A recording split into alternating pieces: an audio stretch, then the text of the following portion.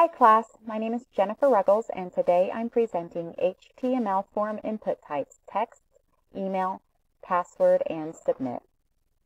HTML forms use input fields to allow the client to send data to the server.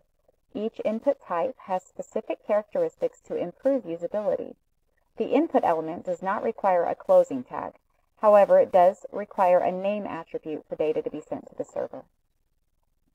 The registration form for our Acme project is a perfect example of all four input types I'm discussing today.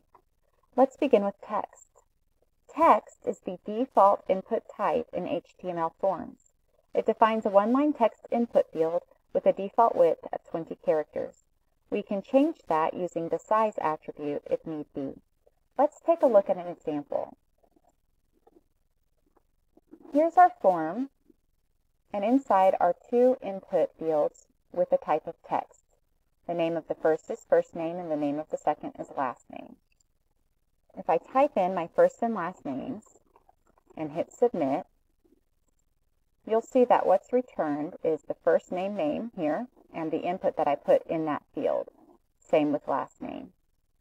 To show you that this type is a default, I can remove it and run this again.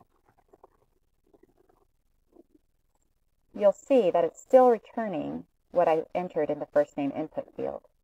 However, if I remove the name attribute and run this again, you'll see that there's no last name. Without a name attribute, it does not work.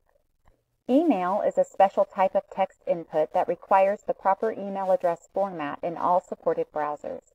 Some mobile devices will change the keyboard to include a .com button when it reads the email input type. Let's see how it works. Here's my form, and here's my input with the type of email and name email. You'll see if I start typing my email address and then try to submit it, it will give me a prompt to include an @ If I continue, it will continue to prompt me. It says I have to have something following the @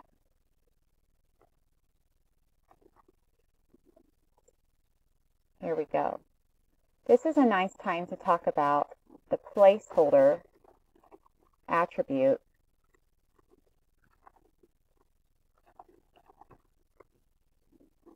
This will give us a placeholder text here that disappears when I start typing my own. Password input masks the characters being typed in the input field with circles or asterisks, so no shoulder surfers can read it. Let's go take a look. Here I have my input type of text, and here is password. I can type my name, but when I start to type my password, you cannot see what I am typing. Finally, the submit type. Submit defines a button for submitting the form data to a form handler. The action attribute of the form element defines the action to be performed when the form is submitted. If omitted, the action is set to the current page. As you can see in this registration form, a submit button can be named anything at all. I named this one Create My Account. If the value of the submit input type is omitted, it will default to submit. Let's try it. Here's our form, and here's the action attribute that will tell it what's going to happen when we push the submit button. We have two input fields with a type of text, and here's our input field with a type of submit and value of submit. We have some placeholder values, not placeholders. We have some default values right here that are already typed in, so we don't have to type anything. And when I hit submit, you can see it comes back first name and last name. Totally predictable. If I remove this value, you'll see it still defaults to submit and behaves the same way. If I create my own value, and best practices states it should have something to do with the form that you are working on, it behaves the same way.